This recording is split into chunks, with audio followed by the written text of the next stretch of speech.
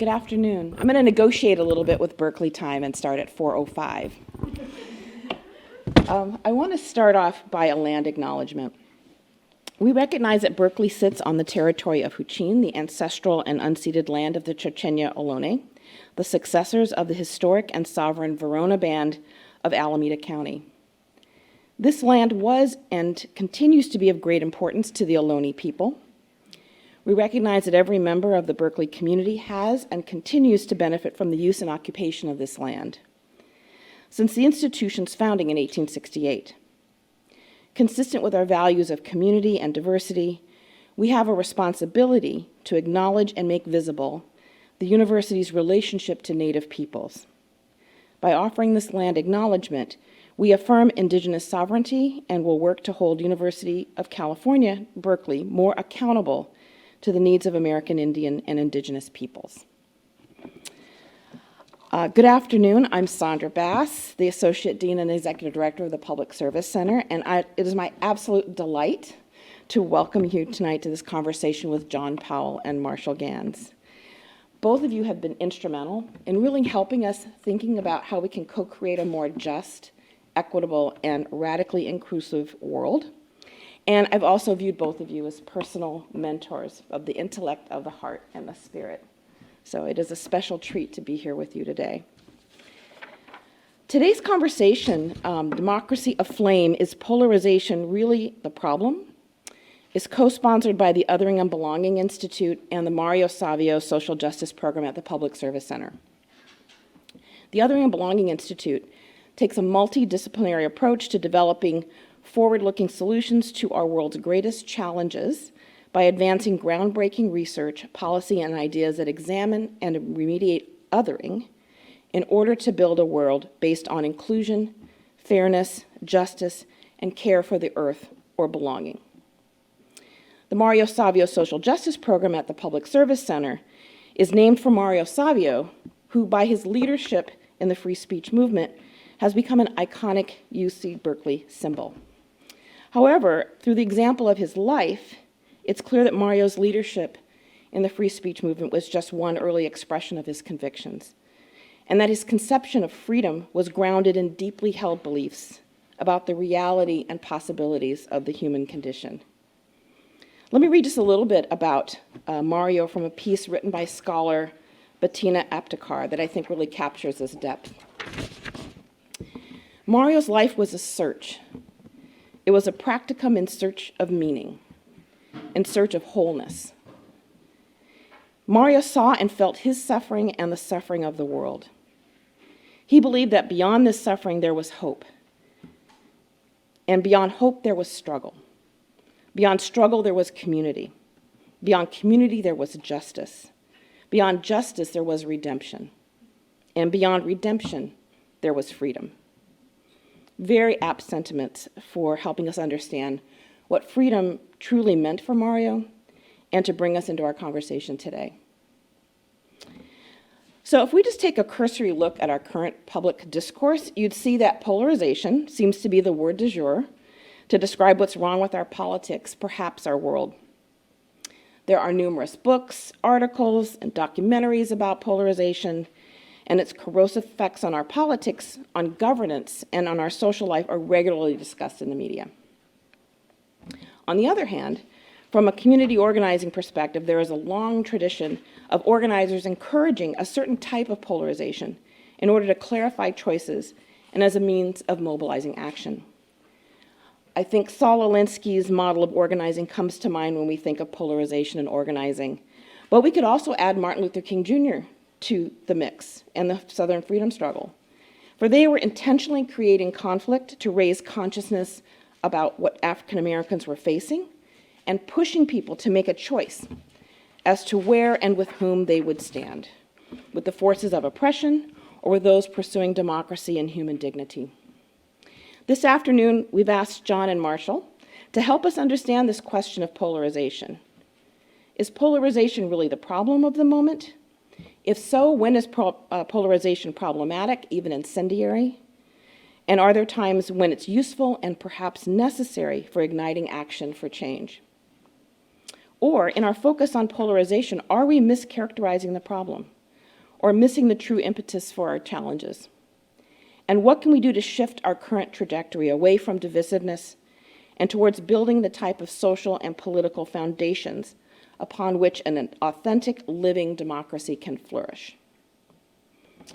So before we launch into our discussion, let me briefly introduce John and Marshall. And let me tell you, it's going to be brief because their bios are quite long and significant. You've been on the planet for a long time. Doing lots of good things.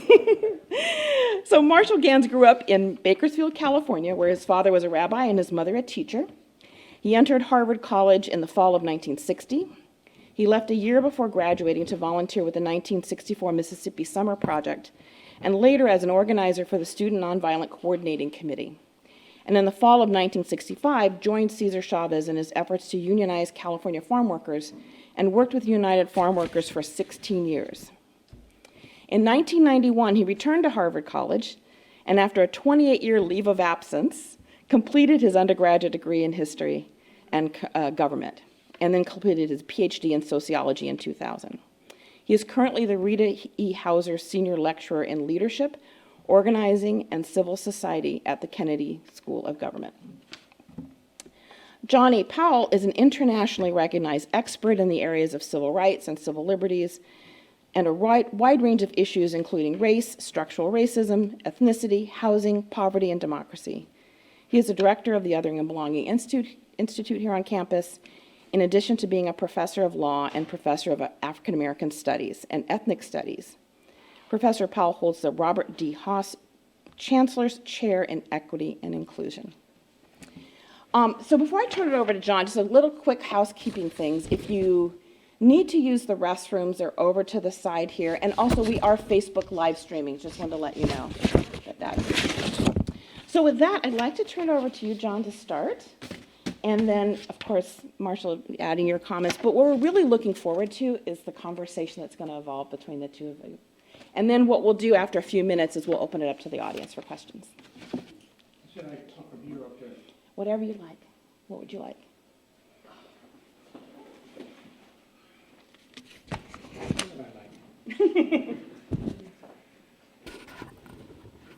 Thank you, Sandra.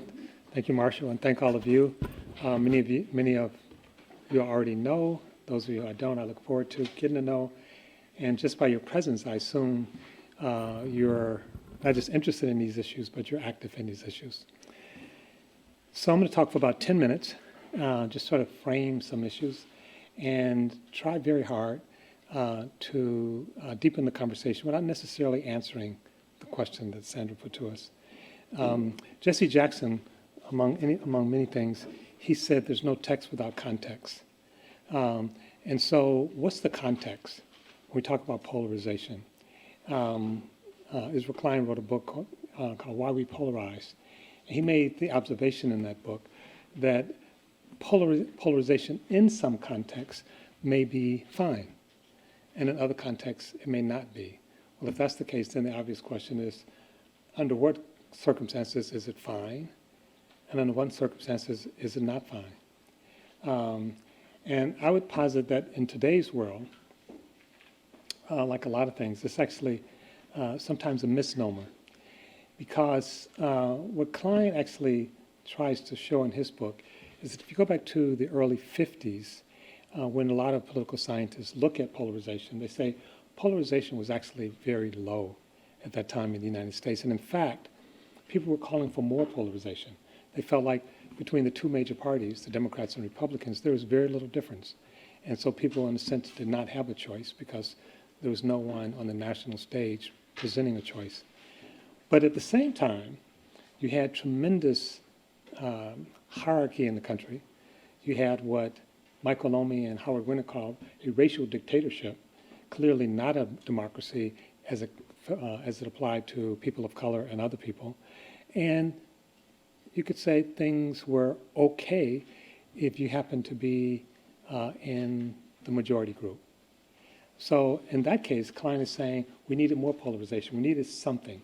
Polarization wasn't the problem, but we didn't have a democracy in a meaningful sense, nor did we have a way of actually challenging the status quo in the racial hierarchy or the racial dictatorship. Then, of course, there's a question of, do you have so much polarization that people can't talk to each other? And a lot of people think that's where we are today. And tied to that is not just polarization, without defining it. There is a rise in authoritarian national, ethnic, and racial nationalism. So it's also interesting because Marshall and I have both been influenced by Robert Putnam's work.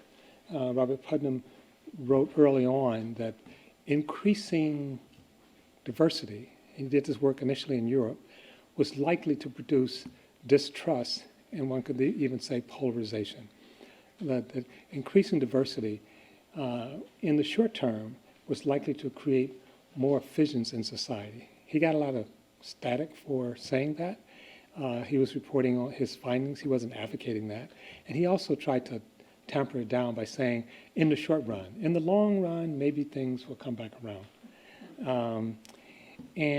But what he talked about largely was distrust and, if you will, polarization between individuals or groups of individuals. What he did not talk about, at least in his early work, he's coming back to that now, was what do you do when you have polarizations that's in the hands and arms of the elites who are autocrats and trying to weaponize polarization. So in that sense, it's not polarization in the same way. And if there's a problem in terms of polarization, the solution to that interpersonal schisms, if you will, is not the same as intergroup, where the groups are constituted by the elites. And I think that's closer to where we are in the United States and much of the world. So what's driving that? Are you raising your hand? Yeah, I'm kind of bad at hearing. Can you speak up a little? Sure, let me see if I can also maybe augment it with this mic. Testing. Is this any better? Yeah, Okay. So what's driving this? And of course, people are not going to agree. And there have been sort of long, historic discussions. In the United States, we get into discussion, is it race or is it class? Is it identity? Is it material? And Robert Sapolsky down at Stanford says that half of the wars in history have been fought over symbolic meaning. I think obviously neo-Marxists would take exception to that, but the point is that there's not a single answer to that question. And I gave a talk yesterday talking about changing the economy, and I mentioned that I'm a little tired of the question of is it race or is it class? And I wrote a piece about 22 years ago trying to look at how race and class in the United States are interconnected. And I was in a debate some time ago about that question of is it race or is it class? And someone was positing very strongly that race is epiphenomenal. It's actually a derivative of class, and it's really class. And we should stop talking about race because, one, it's divisive, and two, people don't know what race is. Which actually I largely agree that people don't know what it is. I even agree that it's oftentimes used to be divisive, but I don't think we can stop talking about it. And my response to the person was that we don't understand what race is. But the only thing that we probably understand less well than race is class. And so we're talking about two things that we really don't understand, especially in the American context. What I want to posit, and then I'll wind up and hand over to Marshall. So one of the big debates on the left is, is it material conditions? Is it identity politics? What's driving the left apart? Not the right and the left, but the left. We have enough divisions just on the left. And in Klein's book, he talks about one of the big fights on the left, and he talks about polarization. And we talk about at the Institute bridges between groups. We talk about short bridges, medium bridges, and long bridges. And short bridges would be between people who are your friends, you share the same goals, but you may disagree in terms of tactics. A long bridge might be between a Bernie supporter and a Trump supporter. And so Klein makes the observation that even short bridges can feel very contentious. And he gives the example of the fight between vegetarians and vegans. And many of you, I'm sure, probably think, what is the difference and what's the fight? And he doesn't go much into it, but I want to just go into this a little bit. So one thing, why are we here? I think there's, again, a complicated set of answers, institutional arrangements, but why now? Why is, whether we call it polarization, whether we call it fragmentation, whether we call it the rise of authoritarianism, decline of democracy, why is this happening all over the world now? Some of us would have said a few years ago it was Trump. And Trump is a pernicious person who should never hold office again, but he's not responsible for all the stuff that's happening in the world. There's something else going on. Some people would argue that the United States racial history explains our fractures here. And I think that's part of it. But a lot of the world is relatively homogeneous. Whether you look at China, relatively, South Africa, and yet they're struggling with the same thing. So it can't simply be that. One could talk about the great economic divide in the United States, but even when one looks at countries who still hold on to some form of social democracy, like Sweden and Norway, they are also grappling with some of these issues, not quite as stark as we. So what's going on that is actually sweeping the whole world? So here's my 2-minute answer. And we talk about this, that part of the thing that's happening, and I think part of the thing that's missed from the discussion, there is incredible changes going on. The changes are happening across multiple dimensions. And there's a lot of studies to suggest that when a lot of change happens, mammals, including humans, actually are under tremendous stress, under tremendous anxiety. And that anxiety can be shaped into a couple of different ways. And one way of shaping it is that anxiety is caused by someone, whether it is or not, and that group or that person, those groups of people, are evil. They are the other. And they are responsible for all bad things that are happening in your society. At the extreme, when someone's cast as the other, normally when we see another human being, nature thought it would be kind of cool for us to recognize them as a fellow species. And so there's a part of the brain that lights up when we see another human being. Except when someone is deeply othered, that part of the brain does not light up. The part of the brain that lights up is disgust and vile. They're more likely to be associated with an insect. And you actually hear that language, describing people as vermin and insects. And when people are othered in that way, bad things happen to them, from genocide to exclusion, to voting rights being taken away, and a story about them emerge. That story is actually quite important, because the story is not just about them, the other. The story is also about the people who are on the inside. So that's one story in response to the changes that are happening. There's another story that, yes, changes are happening, and we're becoming more diverse, which we are. There's really interesting studies on this. Etzel just wrote something in the New York Times. I don't know how many of you saw it, but he argues that, or he asserts that in the 1950s and 60s, Africa represented about, was 1/3 smaller in numbers than Europeans altogether. Today, Africans are 1/3 greater than Europeans altogether. And he projects that by the end of this century, Africans will represent 6 times more people than Europeans altogether. So the world is really changing. So we can't deny the change. The question is, how do we make sense of it? And how do we imagine a world with that many Africans in it? If you're Steve Bannon, you don't sleep at night. That's a scary thought, to have so many Africans running around the planet. And the world hasn't quite figured that out. But if we could figure out a story, a way of bringing those people together, it would be a very different story. That's called bridging. To when you bring together people who are apparently different, and I say apparent because most of the differences are not natural.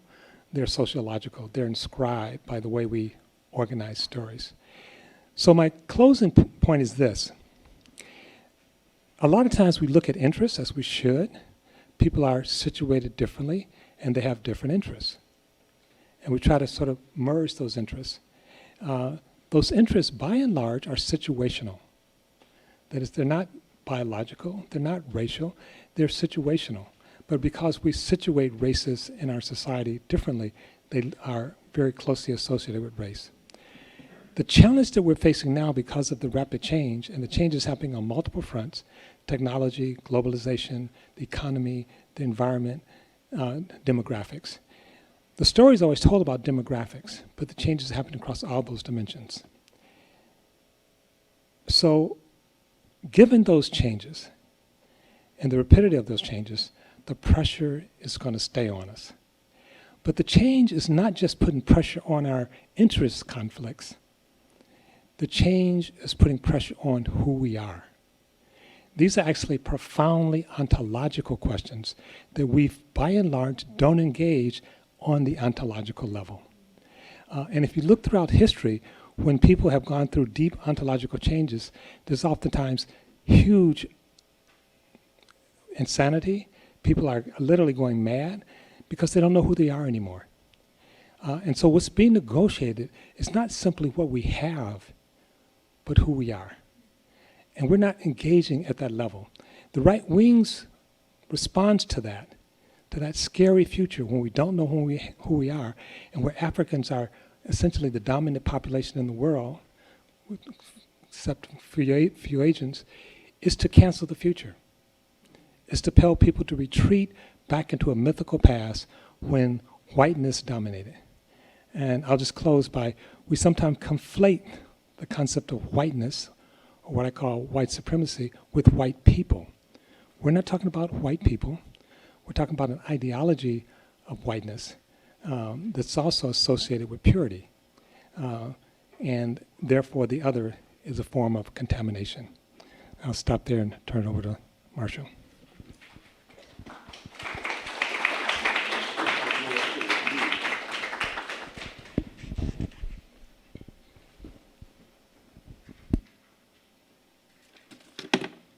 Does this work, or I guess this is the magic scepter here?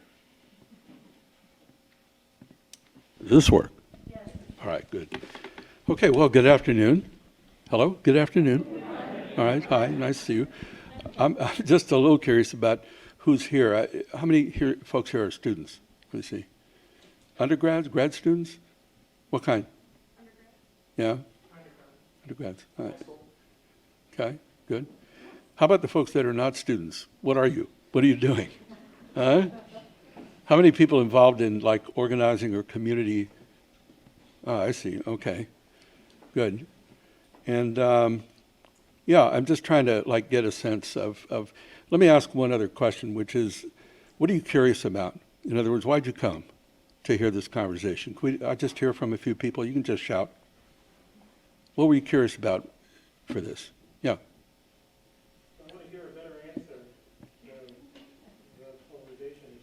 All right. That I'm hearing in the news. Okay. In talking heads on TV. All right, what else? I want to hear perspectives on being other because I've been called other so much. Okay. What else? I mean, I've heard so much about how polarization is the dominant issue in politics, and I kind of maybe want to hear like a contrasting opinion or maybe a broader perspective on that. Okay. What else? Organizing in the context of dramatic polarization around values or issues. Okay. So polarization seems to, oh yeah, way in the back? Yeah, that's a good one too. Okay, well, I don't think there isn't going to be the answer list, 1, 2, 3. That's not what's going to happen. I think in the spirit that John was initiating, yeah, go ahead. Yeah. I'm curious about how we can kind of continue to try and mobilize civic power when structures are set up to keep those down. Yes, it's one of the main reasons you need to organize civic power. No, that's clear. Well, I guess just a couple of thoughts to, way in the back?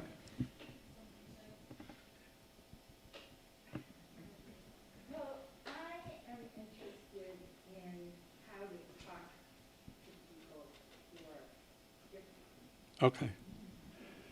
Well, okay. So to pick up on a couple of things that John said, much of this will be a response, but one is that looking for answers may be the wrong mission. It may be, how do I get on a pathway through which I can begin to find answers? Because that's kind of the time we're in right now, I think. It's not like, here's the answer, 1, 2, 3, 4. That's not where we are. We're confronting existential, substantial challenges. And anybody that gets up and says, I know the answer, don't believe them, because it's more complex than that. And in my experience, in order to find answers, you have to get into action. I'm sort of a fan of Rabbi Hillel's 3 questions, which sort of underlie a lot of the way the work I do, which the first century Jerusalem scholar, when asked, how do I figure out what to do with my life, responded with 3 questions to ask yourself. And the first one, if I am not for myself, who will be for me? Now, it's not meant to be a selfish question. It's meant to be a self-regarding question. In other words, what are my motivations, values, and how can I have enough self-awareness to be able to actually see other people? But then the second question is, if I am for myself alone, what am I? Because to be a who, a human being, and not a what, is to recognize we are relational creatures. And our capacity to realize our objectives is inextricably wrapped up with the capacity of others to realize theirs. And the final question says to ask yourself is, if not now, when? It's not meant to be about jumping into moving traffic. It is a caution against what Jane Addams called the snare of preparation. Just another year's study, I'll have all the perfect answers. Then I will go out and give the world its answer. Or another year of strategic planning, we'll have all the answers. I don't know if it's ever happened to you. It's never happened to me. It may even be that just another degree doesn't equip you to give all the world its answers either. The point is that rarely can we learn to do well what we want to do until we actually begin to do it. And that's the point I was I wanted to address when it comes to answers. We get into it. We get into the struggle, we get into the pathway, and we need to be learners as we go in order to discover answers. It's not a cop-out, because then the question is, how do I get on this pathway? With whom do I get on this pathway? And in what way do I sustain my learning? Not where I've got the answer and I'm pursuing this, but how do I become a sustained learner, which in these times seems critically important. The other point that John ended with is about, yes, it is about us. It's about who we are to each other. I mean, when you get right down to the basics, this is another reason I like those Hillel questions, because they don't start up here in some ideological world. They start with, who am I? Who am I? What do I want? Who are you? Who are you to me? And then how, out of those relationships, do we construct what we do? And it almost feels like a time that we got to get back to those basic questions, because we get trapped in a lot of this other stuff that's going around. So what's the other stuff? On polarization, I think it's just a lot of confusion. I mean, when you say polarization, it suggests there's this pole and that pole. It suggests a symmetry. And so when we look at our politics now and we say one pole and another pole, it's symmetry, it's not there. It's simply not true. There has been a radical polarization on the right within the Republican Party of an authoritarian, anti-democratic strain in American culture and politics. That's what's happened. If you look at Democrats and others, it hasn't changed much. Now, we may hear much more from voices of those who have been quiet before, coming from a more progressive side, but there hasn't been that much movement. And that's why when I look at this, I think that's kind of a phony deal. Because, and you know, the press has to always say, well, on the one hand, on the other hand, on the one hand, the other hand. And it's just, where is the hard left here? Where's the equivalent of the, where is it? It doesn't exist. It doesn't exist. So those of us who are not part of that pole have a real serious job to do, which is to get it together with each other. That's why I think fragmentation is a much better description of what's going on than polarization. The kind of polarization that Alinsky spoke of and that others spoke of is a choice. In other words, it's a chosen strategy in order to confront people with a moral choice. It's to take conflicts that are implicit, make them explicit, so that we can make and are called upon to make choices about them. Students sit in a lunch counter in Tennessee or North Carolina. What they're doing is creating a moral, a moment of moral urgency. So which side are you on? Now the critical thing is when you call that kind of question is, do you marginalize yourself or do you marginalize the opposition? And we can get into a lot of trouble by calling for that kind of a choice at the wrong time. At the right time, and that usually means doing the work. It means the preparation. It means cultivating the ground. It means telling the story, building the relationships, the strategy, so that when that kind of a moment is called, you're prepared for it.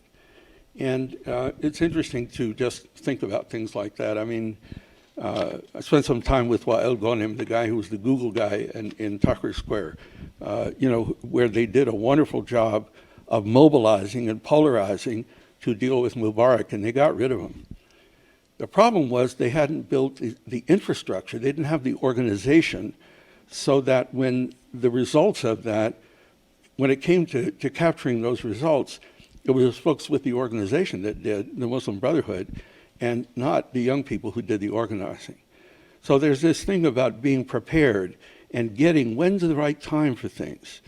So I think it's just two different, I guess the third way I think about in polarization is that, and this is, I think, probably an ancient kind of wisdom, that usually, the poles are problematic.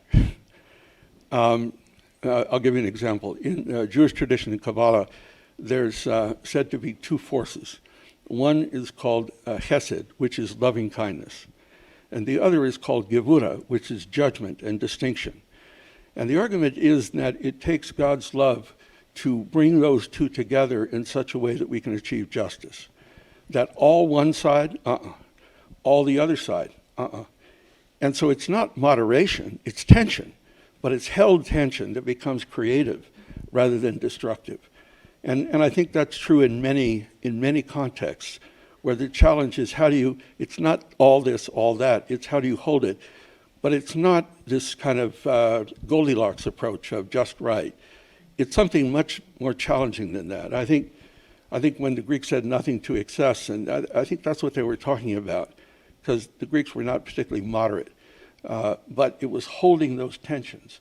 Now, I think that's something that we need to do a whole lot better job of, as individuals, as communities, and certainly in our governance system, because the venues that enable us to do that kind of work are really weak these days, really, really weak. And, I'm going to just a little history. De Tocqueville, right? De Tocqueville associations, people talk, quote de Tocqueville like they used to quote the Bible. I mean, at least it used to be when talking about civic education. But his insight was, his concern was of the radical individualism that he associated with democracy based on his experience in France, and the authoritarianism that created a context for. And so when he came to this country, there's a lot of things he saw, a lot of things he didn't see that he should have seen. But what he did see was the significance of the association.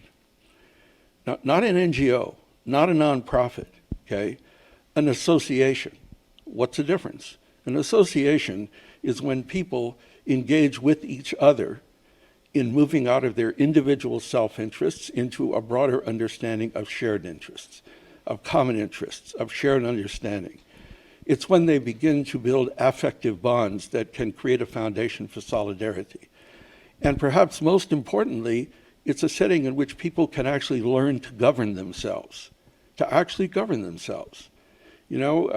he called habits of the heart, being able to. Now, if you look around and see how many self-governing organizations there are out there, you're not going to find very many. You're going to find a whole lot of NGOs, which are basically firms. They basically operate like a firm. And this capacity to work together collectively, it's a real challenge. It's one of the things I've really been focusing on in my classes is, enabling people to construct self-governing teams as a foundation for being able to strategize and do all the rest. And so it's sort of, from my perspective, the venues in which we need to learn how to do the work, to arrive at our shared purposes, to arrive at shared understandings. We have to reconstruct them, or we have to construct them, or we have to do something with them. And it's got to start. Elizabeth Anderson, the philosopher at University of Michigan, who writes about freedom and equality in very, very rich ways, she talks about, she has a book she called Private Government,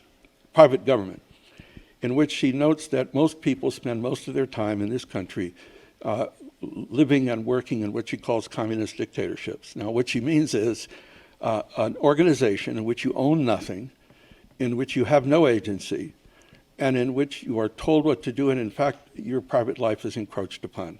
What's that a description of? It's a description of corporate America. And so when we talk about democracy, what are we even talking about? How do we experience it?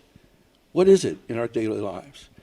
And the conditions for shared values, the sufficient conditions for shared values for relationship and relative equality that it takes for a democratic context to work, we have to work very hard at doing. There's a lot more to say here, and hopefully we'll have a chance to say it. But I think moving away from this polarizing to the question of who are we with each other? What do we owe each other? And perhaps even more basically, and I'll conclude with this, what does it mean to be a member of a polity, of a civic entity, a civic organization? What does it mean to be a member? Not a consumer, not a customer, not a client, but what does it mean to be a member? One of the radical moves that the Athenians made, I'm not going to go long here, it's just very interesting. I've been talking to Josh Ober at Stanford, who's a great classicist, and in 6th century BC, they were trying to figure out how to create equality before the law, for those that included. It didn't include a lot of people, but for those. And the tribes through which you affiliated with the polis were based on kinship, and they were very hierarchical. So what they did, they decided to get rid of those tribes and replace them with geographic tribes that were based on where you lived, not on who you were related to, not where you fit in that. And that came to mediate your association with the polity. In other words, they were trying to come up with something that we would now call citizenship, and equal citizenship. Now, what does that mean? What does it really mean? Because we can have a society that's rooted on the ideas of citizenship, or that's where authority comes from, or the alternative, which is that it is rooted on ownership and the authority that comes from. We have moved so far in the ownership direction that it's going to be a real struggle to bring it back to a citizenship direction, which puts people at the center rather than wealth. And the question about liberal democracy is it possible to find ways that equal voice can balance unequal resources? We don't know. But that's kind of the question. Let me stop there.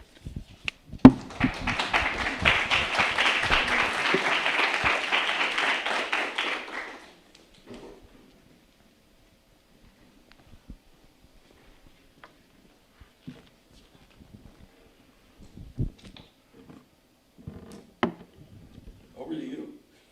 Well, I think we're supposed to have some conversation and questions now. So I appreciate what you said, and certainly the concept or idea that what we're dealing with is not symmetrical. And too often, the way we try to deal with all the fragmentation and polarization that's going on is say, each side. And really, the unequalness, the intensity of the different sides is just profound. And sort of saying each side puts us in a thing of being neutral.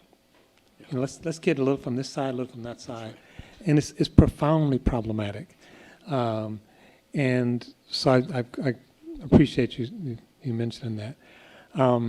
Let me just go back to the Greeks a little bit and come back to the problem that we're having and get some insight from you on that. So I teach about them in the process in my head of writing something on the history of equality.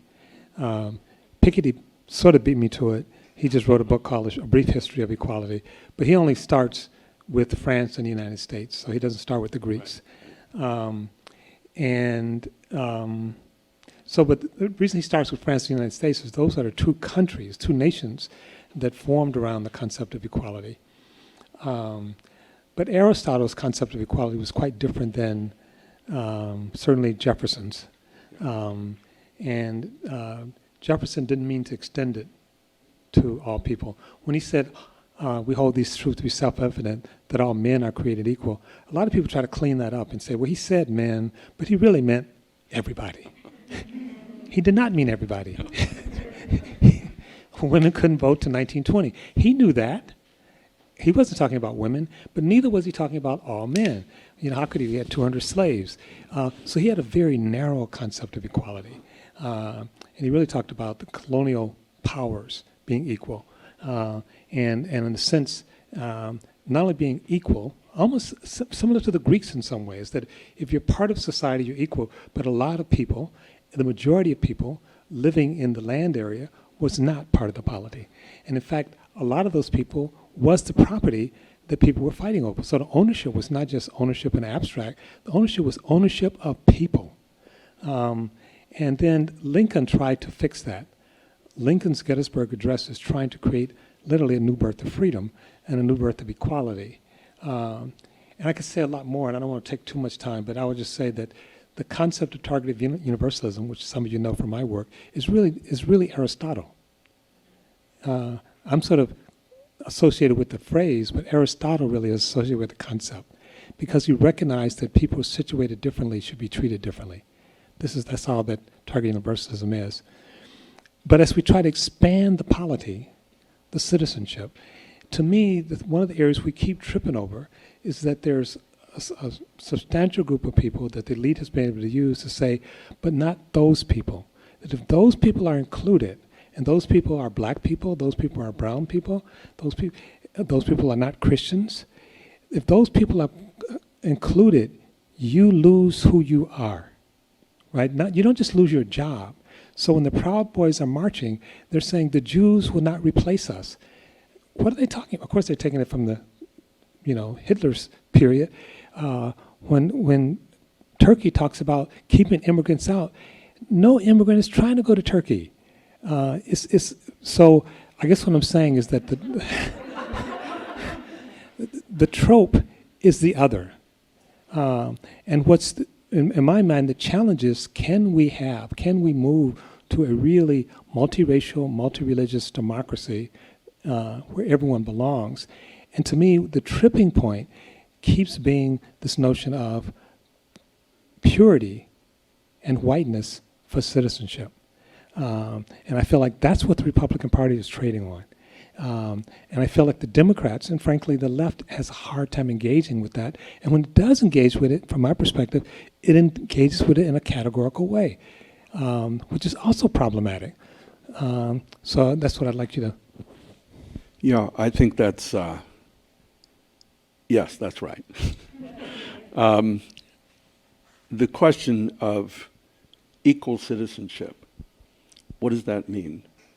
Where it's not prescribed in terms of race or gender or class or status or profession or education. And of course now the educational divide, Piketty talks about the Brahmin left, which is part of the problem, a major problem, which suggests one of the most significant divides right now is between elite conversation and everybody else. And the right does a better job of talking to their base. But, Piketty, for example, all the opposition to Macron. I put French people together. Sorry about that. Sorry, Piketty. Sorry about that. Yeah, no, Macron's a classic example of sort of comes like a progressive, but then abandons the egalitarian politics associated with progressivism. So then you create the basis for identity politics that go with Le Pen. And a similar version here, a similar version in a lot of the social democratic countries. So it's a kind of, there's another kind of elite and everybody else divide that is, I think, really problematic. It's like the Twitterverse and all that. Meanwhile, who's talking to? Did folks see that 4-minute talk by the Michigan State Senator McCammon? You know what I'm talking about? Did you see that? It's really worth seeing. Mallory McMorrow. Huh? Her name is Mallory McMorrow. Yeah, Mallory McMorrow. McMorrow. It's really worth. You want to say what you saw when you saw that? Well, yeah, she situated herself with her own identity as a white Christian, married mother in the suburbs, and standing up against people who would associate her, right-wingers associating her with pedophiles because she disagreed with them, and standing up against that. What I found so refreshing was there was not a defensive thing in it. There was not an apologetic thing in it. She was calling it out what it was, coming from a place of values that were quite clear. Boy, we don't see much of that, do we? We sure don't see the political leadership doing that. So I just want to suggest that divide, because things that are vital questions to academics and activists are not vital questions to most of the public. And it's too easy to get captured in that kind of stuff, which really just, anyway, that's just a side thing. But I think this question of what is equal citizenship and how do we make that a reality, absolutely, it's number one. One of the questions then is, what's the basis of that? And more, not just what's the experiential basis of it, as opposed to simply the conceptual basis of it. One of the domains I've been doing a lot of work in is in narrative, and what we call public narrative, which is about how to use the power of narrative to communicate to others why we've been called to what we've been called to. It's understanding that the language of values is not intellectual abstraction, it's an emotional language, because values are emotional in content. And so to speak of values meaningfully is to learn to speak the language of emotion, which is like music does, or worship does, or theater does, or drama does. And narrative is a way to speak the language of emotion with respect to the problem of agency or the problem of choice. Because what constructs a narrative is the disruption. And the disruption then requires a response. And the nature of that response then teaches. It teaches something called a moral. And because the response, because what happens in a narrative is a moment, it's a specific moment in which we can identify with that protagonist. So we're beginning to feel what's going on, not simply get it up here, we get it here. That's why it has the power to teach. And that's why, everybody's, who'd you hear your first stories from, right? The United Guild of Storytellers, probably not. Although that would be another name. Because, and if you ask, or with your own children, why do you tell all those stories? Jerome Bruner found that 85% of the time parents spend with young children is in storytelling. Why? Just to keep them busy? Yeah, but why else? Why else? That's how they learn. Yeah, it's instructive. It's instructive. So then why don't you just give them a list of do this, don't do that. Yeah, it's a laugh, right? Because it's all up here. What stories do is enable them to have experience, emotional experience, associated with the values that are core to the response of the protagonist in that moment. I don't mean to get into the whole thing about lecture, but it's just about narrative, except that it is a very important, powerful form of values communication. And it's not the same thing as strategy. It's not the same thing as power analysis, not the same thing as structure, but it is an important piece. And so one of the areas that I've had the opportunity to explore is not just about how do you share those life experiences of your own that enable others to understand your sources of hurt, your sources of hope. Why you care, but why you think your caring has consequence of some kind. But a story of us, which is shared experience in terms of enough shared experience that we can surface values that we share experientially. So we talk about creating an experiential us, not a categorical us. The categorization is a huge problem. It's labeling, and it winds up reducing people to labels. And that's one of the other problems that we have. The power of this narrative work is it brings out people to other people and as people who are human beings who struggle, who have wounds but have scars, and who are trying to make it through life. We developed this framework here in the Obama campaign and at the Kennedy School where I teach. First time we went to UK to do this. No, Brits will never do this. They will never open up this way. Stiff upper lip. That took about 10 minutes. Then it was Jordan. No, Arab men will never do this. One of the most powerful stories I heard was from a guy who claimed he had no story. And he was an environmental activist. And he came back the next day, he said he found his story. What was his story? He'd grown up in a village where his father had olive trees. And they were a blessing to him. And the Quran, you spare trees and innocence because trees are a source of life. And one day the bulldozers came and began to tear down the trees. And his father fell on his back, tear coming from his eye. And he said, that's when I knew I had to save the trees. No story. It's a moment. So the only point I want to make is that what we found is this narrative framework crosses all kinds of boundaries. One, because everybody tells stories. Second is because it's not a blueprint, it's a roadmap. In other words, it's not do this, this, this. It's look within your own identity, your own culture. And the earlier you look, the more connection you find, the more commonality you find, the more commonality is experienced. Now, that's not a whole thing, you can build a whole, but it's a reality. And it has to do with recognizing the human in each of us and recognizing the human that we share. And starting, it almost feels like we have to start at the beginning again. It's like some kind of movement we need right now that we don't have. We have scattered movements, and our electoral system is so sclerotic, it's not very useful, at least not now. So I think there's an enormous amount of moral, cultural, relational, organizational kinds of work that we need to do. Let me just add to what you just shared, Marshall. And I strongly support everything you said, except the part that I don't. Well, the two things I want to caution us on is, one is, as you know, experience is mediated. And too often we just say, the lived experience as if that's the end of the analysis, and it's not. Experience is mediated. But secondly, it's not just what we've experienced, it's also what we can imagine. And a good story doesn't just tell us where we were, it tells us where we're going. And I want to give you an example.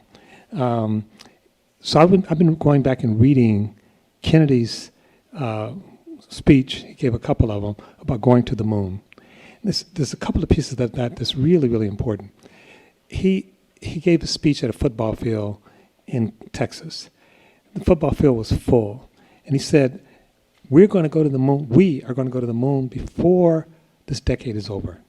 He said, we're going to build a rocket that's as long as this football field, over 300 feet long, 300 yards long. We're going to use material that's not been invented. We're going to send a man to the moon, pick him back up, and bring him back. He's going to enter the Earth's atmosphere at 25,000 miles an hour, creating heat that's half as hot as the sun. Now, here's the interesting thing. People loved it. And he said, none of this, we don't know how to do any of this right now. And this is the American thing. And he did it in 7 years. Now, I was thinking about this, so it's like, we need Kennedy. He was an orator, right? He told the story, but he told the story about the future. There's two other pieces of that. And I see Karen there sort of saying, be done. Much of what motivates us is fear. So I talked about the changes happening in the world, and what the right is being able to do is take that fear and curate it into something really pernicious, to organize it, to weaponize it. To be anxious is normal. Mammals feel anxiety. None of us can process unlimited change without help. They give us the wrong solution to fear. The other is what they give us. that's the source of your fear. You just have to control the other. What we try to do on the left is actually just deny the fear. Think about, I'm old enough when I remember Dr. King when he's saying, the South said, if black children and white children go to school together, heaven forbid, they'll marry each other. And some of those people who get married will even have sex. The left's response was, this is not about marriage. This is about schooling. We basically said to the right wing, you don't have to worry about interracial. And remember, this is 1954, so anti-miscegenation was still law in over 17 states in the country. He was playing on that fear. And what our response was, don't be afraid. You don't have to worry about it. What Kennedy did was brilliant, because that speech that Kennedy gave was in response to fear. The Russians, the Soviet Union, had sent a man around the Earth in outer space, and the United States collectively freaked out because we were in the midst of a Cold War. And Kennedy said, I'm taking that fear, I'm not denying it, but I'm turning it to an aspiration. We don't do that. We don't do that. So I guess what I'm saying in our storytelling, and the last part of this is that, in a sense, Kennedy was creating a new America, a new American identity. He goes to Cape Canaveral, and he sees an older black man sweeping the floor. And Kennedy goes up to him, and he says, you may not know me. I'm John F. Kennedy, President of the United States. And he said, I know you, Mr. President. He said, well, who are you? And what do you do here? He says, my name is John something something. And as I sweep the floor, I'm working trying to get a man to the moon. He felt that he was part of the team. And so right now, we don't have a team. Each one of us have our issues. We don't have a future where all of us show up, where all of us belong.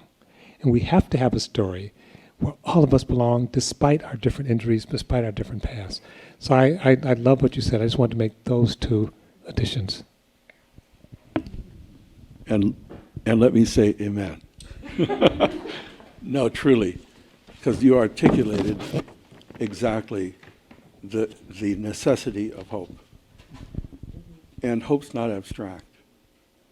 The definition that I find helpful for hope was not like flowers in May, but Maimonides, 12th century scholar, said hope is belief in the plausibility of the possible as opposed to the necessity of the probable.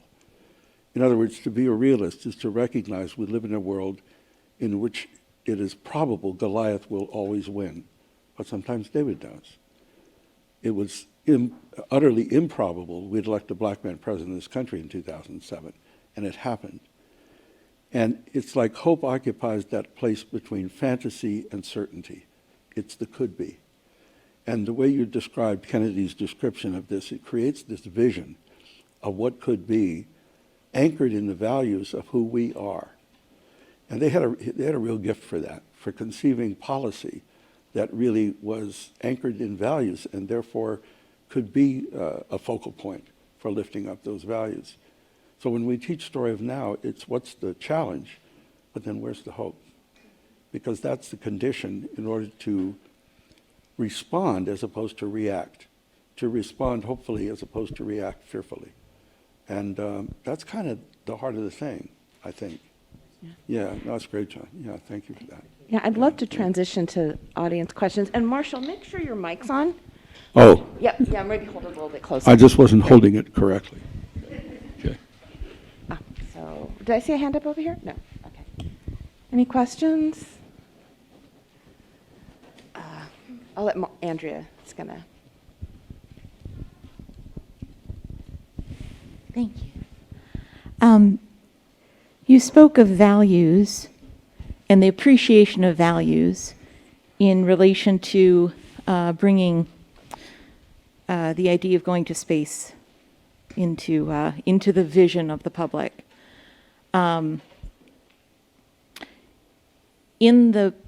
Today, my question is, how do you see yourselves appreciating the values of the right such that we're addressing their fears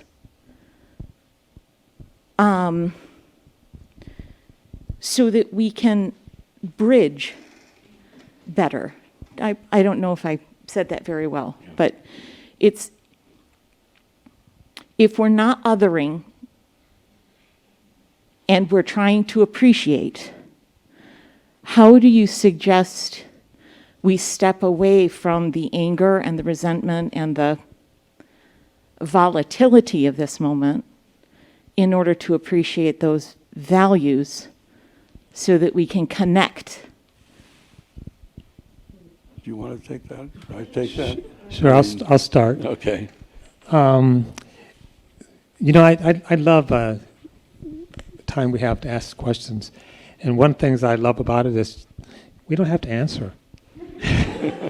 But I'm going to try anyway. So bridging is actually interesting. Bridging has become, as I say, really important. When we started bridging work at the Institute, there probably were less than 30 groups who were seriously doing bridging. Now there are over 1,000. I wouldn't say all of them are serious, but the sort of field has exploded. And like a lot of things, when they explode, they become multiple meanings, and not all of them are terribly useful. So at a profound level, bridging is not changing someone. So people think about, how do I listen so I can get you to be different? That's not listening. That's persuasion. You know, and I'm not saying persuasion is bad, but that's not the same as listening. It's like, I want to understand my gay son so I can make him straight. That's not really understanding your Right. gay son. But what we found empirically is that when people are really listened to, they open up, and they do change. Not necessarily like we want them to change, not necessarily as soon as we want them to change, and we change as well. Really listening requires vulnerability. And Sarah Stevens is sitting down here, and I've done some work with her. It's phenomenal, bringing Democrats and Republicans together who don't think they can even talk to each other. And I did a dinner with her a few months ago in D.C., and had to close the place down because they didn't want to leave. They just want to keep talking to each other. We need to be seen. All of us want to be seen. And part of it is, I mean, I could give you a ton of examples. I was sent to rural Arkansas to try to get the Affordable Care Act into Arkansas, into that community. It literally was 300 or 400 white people, probably all of them Trump supporters.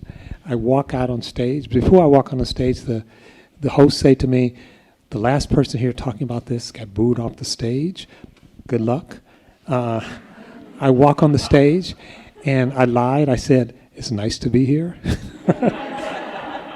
I was wondering, what the hell am I doing? But instead of talking about, and I was there to try to get them to support a shift in the law so they could adopt. But instead of talking about the Affordable Care Act, and then certainly instead of talking about blacks and Latinos, what I asked, I said, let me do something.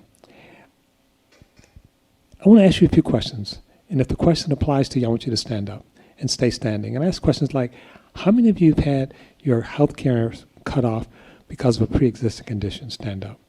How many of you have had a kid that gets sick and your doctor orders something and the insurance companies won't pay for it? Stand up. How many of you, and that's 2 or 3 more questions, and by now everybody's standing up. There are no folded arms. People are very animated. I said, how does that feel? And they said, those mother, man, and using a lot of colorful language. And I said, that is what the Affordable Care Act is trying to solve. Very good. Really?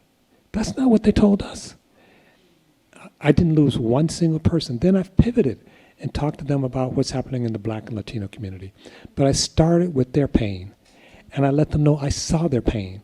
And I didn't come and say, you know, you're rednecks and you voted for Trump. And I say, that became almost irrelevant. And so part of it was that when they were seen, they were able to see. So we know a lot about bridging. And you know, they say bridging is about being compassionate. Compassionate means to suffer with someone. So let someone tell their story. Unfortunately, in a lot of our work, we tell our story, but we're not interested in your story. That's right. And the story is not your position. How do you feel about, you know, this bill. It's like, how do you feel, period? What's happening with your children? And we do it in organized, we call it deep canvassing. So we actually know a fair amount about bridging. You can't, I'll stop after this. King made the observation. He said, it's hard to wake up someone who's pretending to be asleep. So you're not going to bridge with Steve Bannon. Steve Bannon is smart. He's strategic. He actually used the words of belonging, but he has a strategy. He has a game plan. He's whatever. Yeah, okay, I agree. No, it's just when you were talking about that, I was thinking about that James Baldwin quote about we can argue. Okay, I was thinking about the James Baldwin where he says we can argue and I can still love you unless what we're arguing about is my humanity or right to exist. And there are boundaries. There are boundaries. And I think distinguishing between where the boundary is and the meeting you described, which is it's a beautiful thing what you described. You created an usness in that place, but an usness rooted in values that surprised them, I think, by listening and creating that moment of solidarity and sort of locating where that the problem's not in them, it's not in the other, it's in the system, the structure. No, this is beautiful, a beautiful story. But I think that not everybody's up for that. No, and that's why I appreciated the point you made at the end. Yeah. I guess the other thing I'd just say is that the political venues that we ought to have within which that kind of work goes on don't exist. No, I think that's right.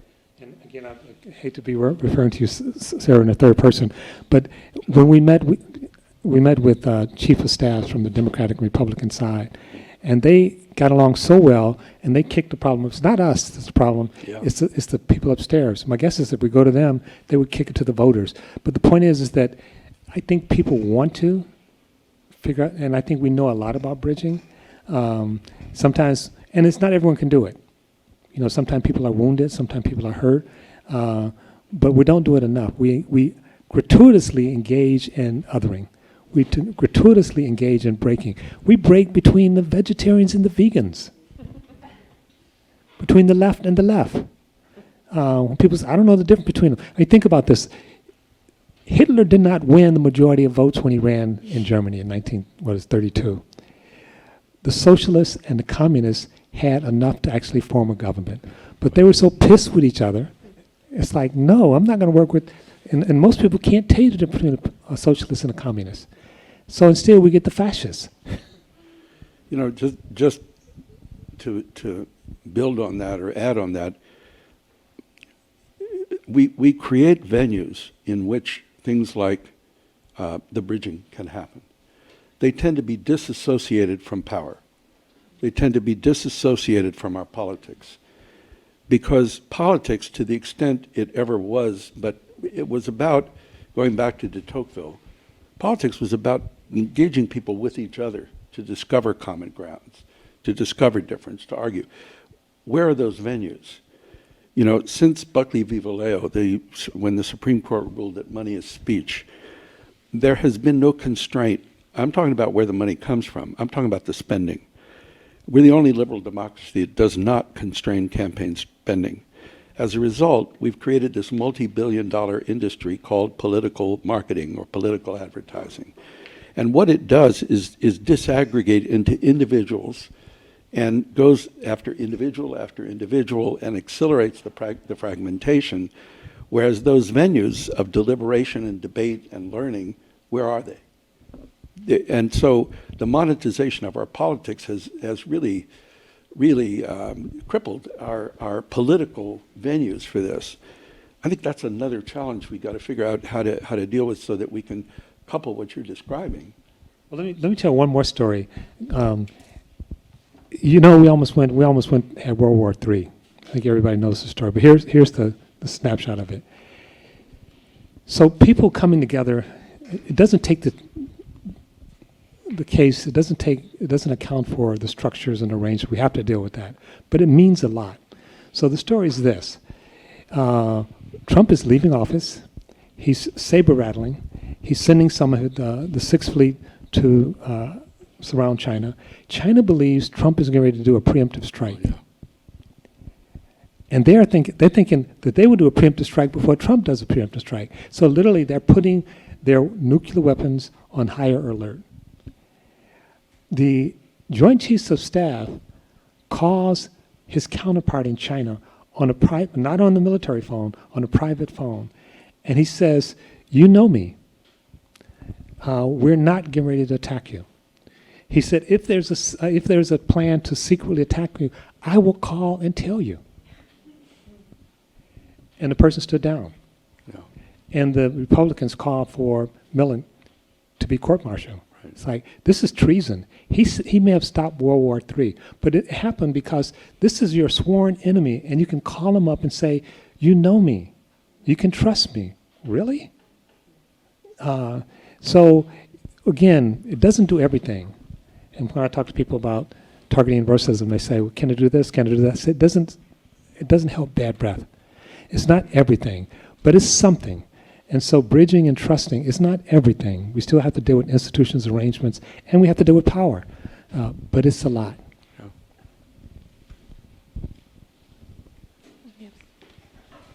Was that all from one question? Yeah, but I think you kind of addressed this a little bit with Steve Bannon, but I want to get you to say it a little more clearly again, which is, so I want to bring up the Mitch McConnell. And I was thinking about how there was an off moment when Obama said, "Oh, people are complaining. Why aren't I being more negotiation? Why aren't I being more pleasant? Why don't I go have dinner with Mitch?" And Obama looked out at the room and he said, "Why don't you go have dinner with Mitch?" And to say that, so how are we supposed to see the humanity in Mitch McConnell? How are we supposed to find the commonality that we have with Mitch McConnell? That when Mitch doesn't seem willing to play the same game that we're talking about, he doesn't want to cooperate and find the greater good. He wants to serve other purposes or serve other ends. Well, how does bridging help us with Mitch McConnell? I'd put my energy elsewhere, frankly, because he's responding to a whole set of political interests that he has in mind and that he's trying to build on. And frankly, I wouldn't waste my time. What I would do is try to engage with others who don't have that kind of vested interest in the division. In a little way, I'm saying what you were saying about Steve Bannon. I mean, because that's not the pivot point. Pivot point's deeper than that, I think. I completely agree. And again, going back to two quick things. Let's go back to King. Someone asked King about what did he do with the diehard segregationists. And King's response was, "I'll leave the light on and I'll leave the door open, but I won't go chasing them." Yeah, that's right. That's right. We have a question back here. Hello. First, I want to say thank you all for being here. I'm certainly learning a lot. And I guess for context, first, my name is Shaka Talem. I'm a third year here at Cal. I'm studying political economy, public policy, and race in the law, focused on the politics and economics of law and poverty. And I think my question is really orientated towards like next steps, and I'm curious to get your guys' thoughts on, what you all believe should be core values and things that the next generation of leaders should take into consideration when trying to create a more functional, representative, and responsive government. Because I think regardless of whether or not polarization is the true culprit, we have to at least, ostensibly, there's at least an ostensible impact on it. And I think the way that I see it is looking at Congress in the 1970s, right? The most conservative Democrat was more conservative than the most liberal Republican. But now that's no longer the case. So there is to be a divide, and whether or not, we articulate it as one thing or another, and whether or not that has, a true effect on what's happening, I think is definitely open to interpretation. And you guys have certainly broadened my perspective, but I think, I guess in understanding the nuance in it all, I'd love, to get your guys' thoughts on what those next steps can be. Well, you're dealing with, one of the great teachers and masters for organizing, so I think Marshall will have some suggestions for us. Let me just say one thing very quickly. We worked on Judge Jackson becoming Justice Jackson. When we started, the poll numbers were for her somewhere in the high 30s, low 40s. She ended up being confirmed with close to 70% of Americans supporting her. One of the highest supports of any recent Supreme Court justice. Part of that was, so here's, who are we talking to? If we're not going after Mitch McConnell and Steve Bannon, who are we going after? There's a group called the Exhausted Majority, and depending on how you do the numbers, it's somewhere between 60 and 70% of Americans who, they're not hardcore. They're confused. No one really talks to them because they're not organized and because they don't take up a lot of space in terms of the mic. So you don't hear from them. They're exhausted. They're just turned off.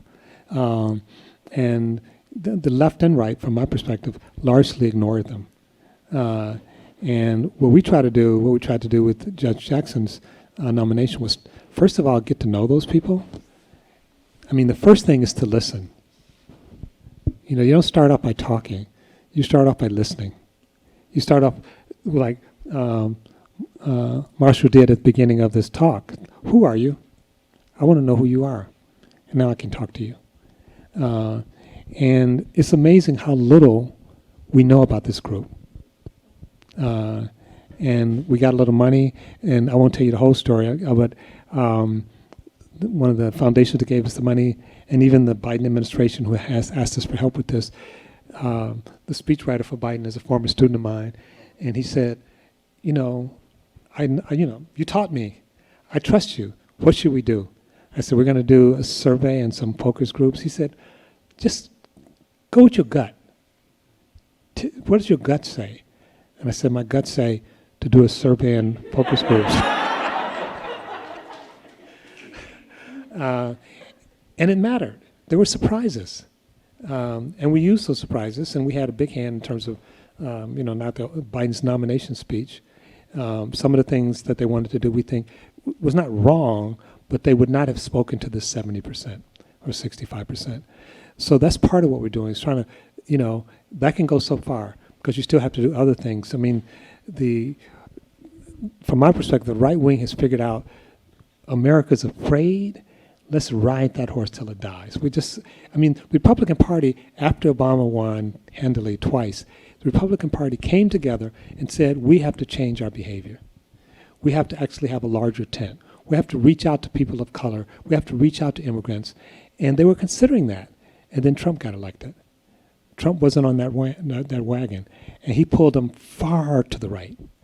And if you think about, go through the nomination process, almost every Republican was basking Trump. They were calling him a racist. Romney gave a speech which is beautiful. And then Trump got the nomination and they fell in line for power reasons, for strategic reasons. No, I'd just add to that parties, I think, to distinguish, periodically in American history, parties go through realignments. And those realignments tend to occur around, specific struggles. The realignment, when the Whig Party died and the Republican Party came into existence, or the realignment of the Democratic Party at the late 19th century with the populist influence and the progressives. And the major realignment that occurred in our time has been the realignment of the South and the shift of the South from being Democrats to being Republicans. And so, yeah, that clarified a whole lot, because it's sort of like the Northern Democrats had kind of made a deal with the devil in order to sustain power. Well, now that deal was made with Republican corporate interests. They made it, essentially, they made a deal with the same devil. And so then it's actually consumed them, if you really think about it, kind of what's happened. But so there's these things happening at these party levels. But I think it's very important to distinguish what goes on in Congress with what goes on with the American people, because they're very, very little related. it's important to appreciate the fact we don't have and never have had a representative democracy, and it's getting worse, not better. First by the post districts, 51% equals 100% of representation, 49% is nothing. Districts defined by incumbents are non-competitive. I mean, all this goes back to the 3/5 rule, where a white voter in the South could count their vote 1 plus 3/5, counting the enslaved people as if they were a voter. So, and for me, the most extreme example is the Senate, which is just, frankly, it's an abomination. I mean, the Senate, so somebody in Wyoming, their vote is worth 64 times what your vote is worth. Because they get 2 votes. California get 2 votes. And so it's a fundamentally oligarchic institution.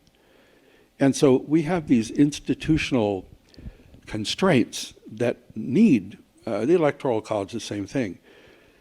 The consequence is that people's votes don't count equally at all. And so even if everybody turns out, they still don't count equally. And the question of how to bring about equal, because then that's how we get everybody wants gun control, but it doesn't happen in Congress. Everybody wants this and that, but it doesn't happen in Congress, because Congress is not representing the people. And it's a legitimacy crisis, and the reason I say it's getting worse and worse is because the more people move to large cities and blue states, the more out of whack the whole thing is because of the representation basis. So sooner or later, those chickens got to come home to roost, and that has to be changed. In the meantime, we got to understand what's happening. And then the challenge is how to deal with those built-in inequities. And historically, social movements have been one of the few ways that have from time to time been successful, because they're able to link local, state, national. They're able to link my identity with our identity, with the values that we're fighting for politically and in our institutions. And they have influence on the parties. And there's a classic book everybody should read, Dan Schlossman, When Movements Anchor Parties. That's a very good account of the interaction between movements and parties that has been very key in American politics. So for next step, we got to take these pieces of movements and put it into a movement to reassert what it means to be a citizen, what it means to be a human being, and how that plays out politically. So we Let me have. just add one more thing. So we're sometimes asked to come in and work with groups around bridging. This is a question that was asked earlier. And one of the guardrails that we say is everybody counts. And sometimes that's too constrictive for people. They say those people can't count. We want to work with you, but not if those people are going to be present. And whoever those people are, they could be gay, they could be black, they could be women. And we say no, that belonging is predicated on the notion that everybody, every group counts. That's the price of the ticket. And so if you don't want that, and from my perspective, clearly the Trump Republican Party does not want that. They're explicitly white nationalists. They're literally talking about going back and rescinding the anti-miscegenation laws. I hate to close on that note, but we are out of time. But I did want to offer each of you 30 seconds of any closing thoughts you want to offer us. It's been an extraordinary conversation. Any closing thoughts, John? Beyond miscegenation. Well, I've enjoyed this, and thank you, Sandra. Thank all of you. Thank you, Marshall. My only regret, we'll talk about the court and all that. My only regret here is that not more people weren't here, and we didn't have more time. And I would like for us to maybe, Marshall, think about getting some of this out in a way, because without being immodest, both of us have a following, and they're not the same people. And I think people seeing us in conversation could actually be quite useful. So let me just throw that out as a possibility. That's great. That's terrific. That'd be really, and I will always say amen on cue, but that's kind of, you have to have an amen corner. It's required. No, I'll just wrap up with those 3 questions that I articulated earlier, because I think they're always ever present. what does it mean when you ask yourself, if I am not for myself, who will be? What does it mean to really be for yourself, your full self as a human being? And then, and claiming that, and demanding it. But interdependently with, if I am for myself alone, what am I? Because to realize our own agency, we have to invest in collective agency. We have to invest in the broader us, which is also sort of countercultural these days. But if I'm not, and then finally, and I think this was the question, if not now, when? This is a moment, folks. And we need to, this is a time we've really got to get in and do this stuff. And I think it's a privilege and a blessing to be engaged with people who are fighting that fight, because that's how we're going to learn. And so, welcome to the fight, and thank you very much. Thank you. And thank you all for coming. Really appreciate it.